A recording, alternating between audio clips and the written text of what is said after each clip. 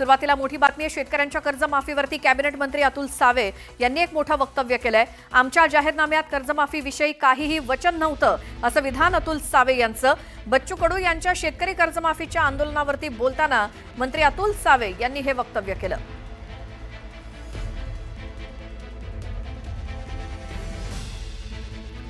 शेतकरी कर्जमाफी संदर्भात कॅबिनेट मंत्री अतुल सावे यांनी एक मोठं विधान केलंय। ते म्हणतायत आमच्या जाहीरनाम्यामध्ये कर्जमाफीविषयी काहीही वचन नव्हतं असं विधान अतुल सावेंकडून आलंय। शेतकरी कर्जमाफीच्या आंदोलनासंदर्भात बोलताना अतुल सावेंनी हे वक्तव्य केलं। कर्जमाफी करू, शेतकऱ्यांना माल भाव देऊ, मात्र यावर सरकार बोलत नाही असं विरोधक आरोप करतात। नाही, कर्जमाफी करू असं नव्हतं। तुम्हाला बच्चू कडूंची काल बावनकुळे साहेबांची त्यांची भेट झाली। लवकरच त्यांची माननीय मुख्यमंत्र्यांबरोबर बैठक आहे आणि त्याच्यात तो विषय सगळे सॉर्ट आउट होते। सरकार ते वचनपूर्ती पूर्ण करणार आहे का, जी वचनं दिली होती शेतकऱ्यांना? नाही, वचन असं दिलं तुम्ही, म्हणजे माझं म्हणणं तुम्ही कुठल्याही मॅनिफेस्टोमध्ये जाहीरनाम्यात नव्हतं साहेब, कर्जमाफी असं जाहीरनाम्यात नव्हतं। जे दिलं ते सगळं पूर्ण करतोय।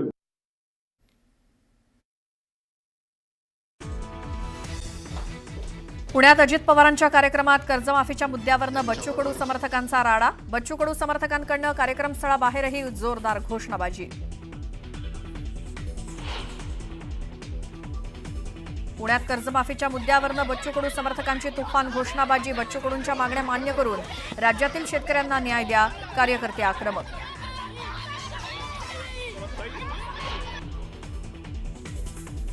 योग्य वेळी सरकार कर्जमाफी करणार तर बच्चू कडूंच्या आंदोलनावरती निर्णय झाला पाहिजे। टॅक्स भरणाऱ्यांना कर्जमाफी कशी, पाशा पटेल यांचा सवाल।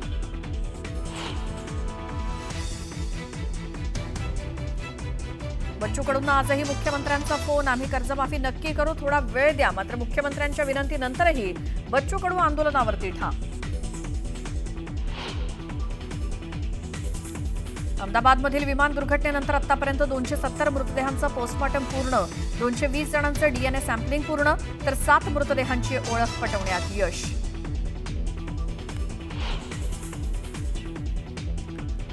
अहमदाबाद विमान दुर्घटनेवेळी पायलटनं 4 ते 5 सेकंदात मेडेचा संदेश पाठवला, तर प्लेन वर उचललं जात नाहीये, नाही वाचणार। पायलट सुमित सबरवालनं एटीसीला पाठवलेला संदेश समोर।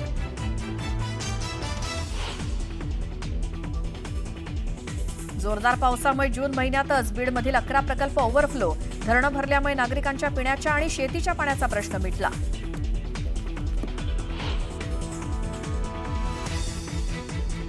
फोटो उशिरा दिल्यामुळे टोळक्याकडनं फोटोग्राफरला दांडक्यानं मारहाणीची घटना सीसीटीव्हीत कैद, दौंड पोलिसात गुन्हा दाखल।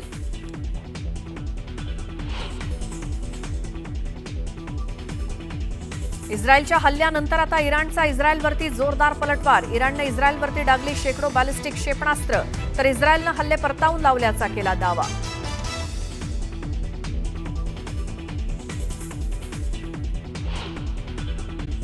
संवेदनशील माणूस आहे शेतीच्या प्रश्नाच्या संदर्भामध्ये, आणि मी आयुष्यभर शेतीच्या प्रश्नासाठी लढलेला कार्यकर्ता, शेतीतले प्रश्न मिटावे ही माझी अपेक्षा आहे।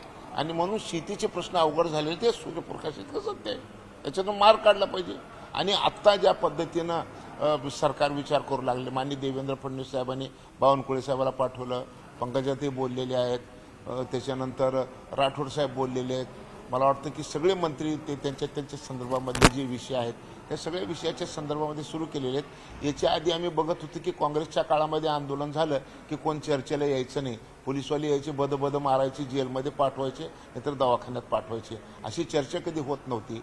आणि अशी चर्चा शेतकऱ्याच्या संदर्भामध्ये सुरू जी झाली, तर युतीचं सरकार महाराष्ट्रामध्ये आल्यानंतर गोपीनाथ मुंडे साहेब होती हे चांगलंच आहे, पण त्यातून तोडगा निघत नाही। कारण मागचे काही दिवस कारण ते आता जलपान चर्चा वगैरे चाललेल्या आहेत, परंतु सोल्युशन निघालेलं नाहीये आणि बच्चू कडू आपल्या आंदोलनावर ठाम आहे। पाणी पण सोडण्याची भूमिका घेतली। आणि मी काय म्हणतो की सोल्युशन निघालं पाहिजे, सोल्युशन निघल। राज्यामध्ये देवेंद्र फडणवीस सारखा एक अभ्यासू माणूस मुख्यमंत्री पदावर बसलेला आहे, आणि म्हणून देवेंद्रजी नक्कीच या सगळ्या प्रश्नावर मार्ग काढतील असं मला शाश्वती। त्यांचं म्हणणं असं आहे की तुम्ही जे आश्वासनं दिली होती विधानसभेच्या निवडणुकीच्या वेळी, त्यात तुमच्या ह्याच्यात कर्जमाफीचं आश्वासन होतं आणि ते आश्वासन तुम्ही पाळत नाही. तेच आमची मागणी, दुसरं काही नाही. योग्य वेळी कर्जमाफी करूत असंच उत्तर सगळ्याकडून येऊ लागलेलं आहे ना. त्याच्यामध्ये काही अडचण आहेत ना. आज जी अडचण आपल्याकडे आलेली आहे, जे इन्कम टॅक्स भरणारे शेतकरी आहेत किंवा बाकीचे जे लोक आहेत, अशा सगळ्या लोकांना कर्ज माफ करून कसं चालणार आहे? जे खरोखर म्हणजे शेतकरी आहेत किंवा ज्यांचं पोट शेतीवर आहे, अशा लोकांचंच कर्ज माफ व्हायला पाहिजे. त्याच्यासाठी त्याची वर्गवारी केली पाहिजे.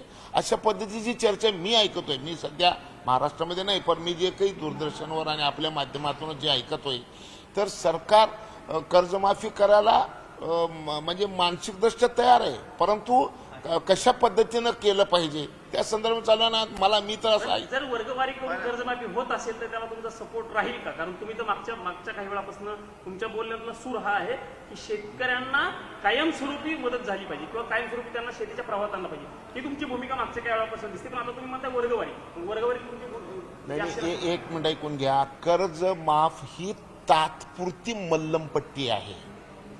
शेतीचे प्रश्न अनेक आहेत. मग या निमित्तानं सगळ्या प्रश्नाची चर्चा व्हायला पाहिजे असं मला वाटतं. कर्जमाफी हा एकच कर्जमाफी केली म्हणजे शेतकऱ्याचे सगळे प्रश्न मिटले असं नाही. ज्या शेतकऱ्यांनी कर्जच काढलं नाही त्याचं काय होईल? मग काही इमानदार शेतकरी आहेत जे म्हणते की बाबा आमचं जेवढी ऐपत आहे तेवढं आम्ही खर्च करून शेती करतो, मग त्या बिचाऱ्याने अन्याय केला का?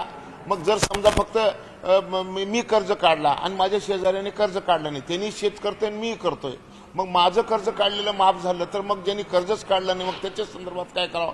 तर या सगळ्या गोष्टीवर विचार करावा लागेल ना. शेतीमधले मूलभूत प्रश्नाची चर्चा करायची वेळ आलेली आहे आणि ती करणं गरजेचं आहे आणि ती होईल असं मला वाटतं. काय आवाहन करणार?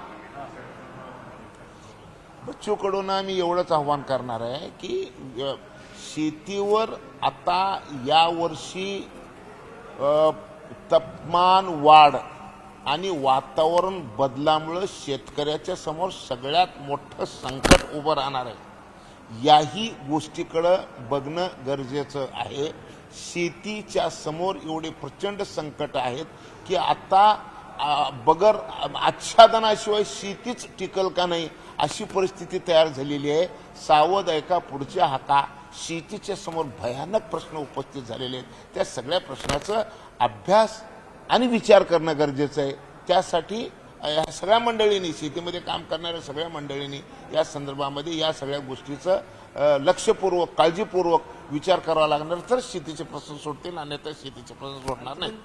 पाय पसरावा असं शाणे लोक म्हणतात. राज्य सरकारकडे पैसा नाही, सोशल जस्टिसच्या विभागाचा पैसा लाडक्या बहिणीसाठी घेतात, शेतकऱ्यांसाठी पैसा आहे की नाही हा सगळ्यात मोठा प्रश्न आहे.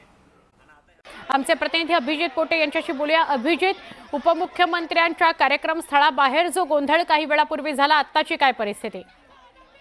नक्कीच आपण पाहतोय की 15 मिनिटापूर्वी अजित पवारांचं भाषण या कार्यक्रमात सुरू झालं आणि अजित पवारांचं भाषण सुरू झाल्यावर बच्चू कडूंचे जे समर्थक आहेत किंवा त्यांच्या संघटनेचे जे कार्यकर्ते आहेत त्यांनी अजितदादांना जाब विचारायला सुरुवात केला. अजितदादांनी उत्तर द्यायला सुरुवात केली.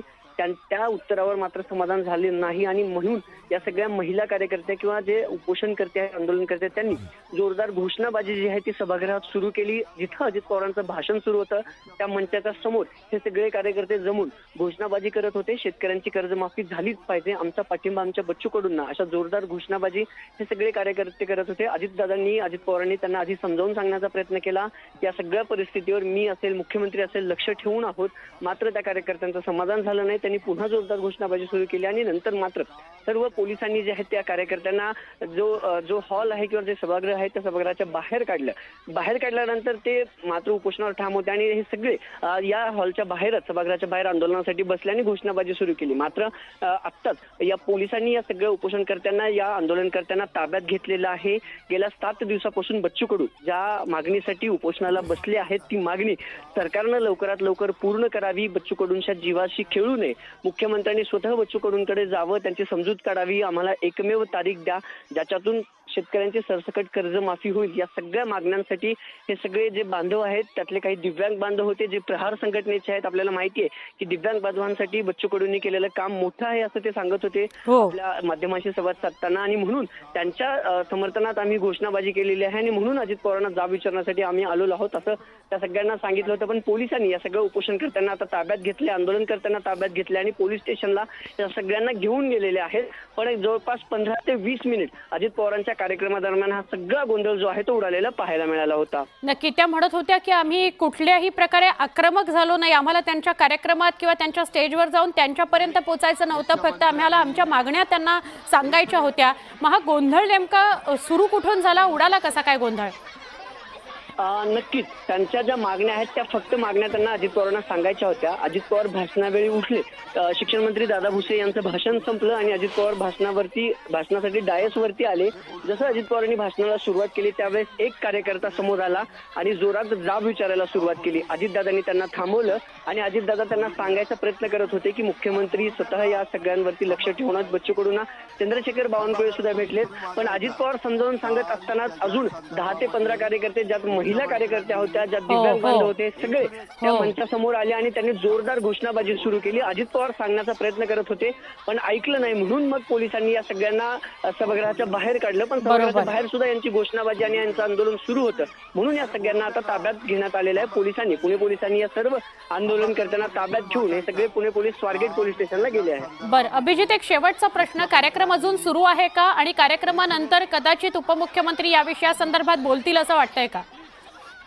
नक्कीच आपण पाहतो की कार्यक्रम अजूनही सुरू आहे. अजित पवारांचं भाषण अजूनही सुरू आहे. उपस्थित शिक्षकांना, पुणे जिल्ह्यातील सर्व शिक्षक या कार्यक्रमाला आहेत. स्वतः शिक्षण मंत्री, जिल्हाधिकारी आहेत, त्यानंतर आयुक्त आहेत, विभागीय आयुक्त आहेत, या सगळ्यांना अजितदादा अजूनही संबोधित करतायत. 20 मिनिटापासून अजित पवारांचं भाषण सुरू आहे. आतमध्ये अजित पवारांचं भाषण सुरू असताना देखील या कार्यकर्त्यांची घोषणाबाजी बाहेर सुरू होती. आता भाषण संपल्यानंतर, म्हणजे हा जो मुख्य कार्यक्रम आहे तो संपल्यानंतर अजित पवार बारामतीला जाण्यासाठी निघणार आहेत. पण तत्पूर्वी या सगळ्या संदर्भात माध्यमांशी अजित पवार काही बोलतात का, बच्चू कडूंच्या विषयावर तोडगा काढण्यासंदर्भात अजित पवार काही बोलतात का, किंवा जी बच्चू कडूंची मागणी आहे अर्थमंत्री म्हणून स्वतः त्यांना मोठा निर्णय घ्यायचा आहे कर्जमाफीचा, बरोबर देखील अजित पवार आपलं स्पष्टीकरण देतात का, सुवर्ण हे पाहणं आता महत्त्वाचं ठरणार आहे. अगदी अभिजित, धन्यवाद. आपण सविस्तर माहिती दिली त्याबद्दल. एका बाजूला बच्चू कडू यांच्या जिथे उपोषणाला बसलेत, आंदोलनाला बसलेत, तिथे आपण थेट प्रक्षेपण बघतोय. मोजरी अमरावती इथलं थेट प्रक्षेपण. बच्चू कडू आपल्या पदाधिकाऱ्यांशी बोलतायत, माध्यमांशी सुद्धा बोलतायत मधून मधून, पण त्यांची तब्येत मात्र खूप खालावलेली आहे. कार्यक्रमाबाहेर पुण्यामध्ये जे आंदोलन झालं, जे आक्रमक झाल्या महिला आणि दिव्यांग बंधू आणि शेतकरी, तर त्यांना ताब्यात घेण्यात आलेलं आहे. उपमुख्यमंत्र्यांचा कार्यक्रम अजूनही सुरू आहे. उपमुख्यमंत्री अजूनही शिक्षकांशी बोलता आहेत. कदाचित बाहेर आल्यानंतर ते माध्यमांसमोर या विषयासंदर्भात सुद्धा आपली भूमिका मांडतील. कर्जमाफी, सरसकट कर्जमाफी हा एक मोठा निर्णय आहे, त्यामुळे आर्थिक बाबींवर खूप मोठा बोजा येऊ शकतो.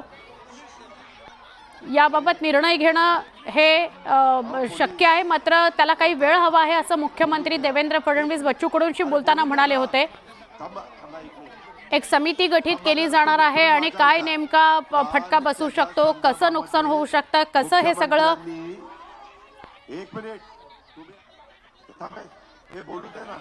उपमुख्यमंत्र्यांचा हा आवाज होता. उपमुख्यमंत्री त्या सगळ्यांना शांत करण्याचा प्रयत्न करत होते आणि सरकार सगळ्या दिव्यांगांचा आणि बच्चू कडूंच्या आंदोलनाचा गांभीर्याने विचार करते असं स्वतः उपमुख्यमंत्री त्यांना सांगत होते.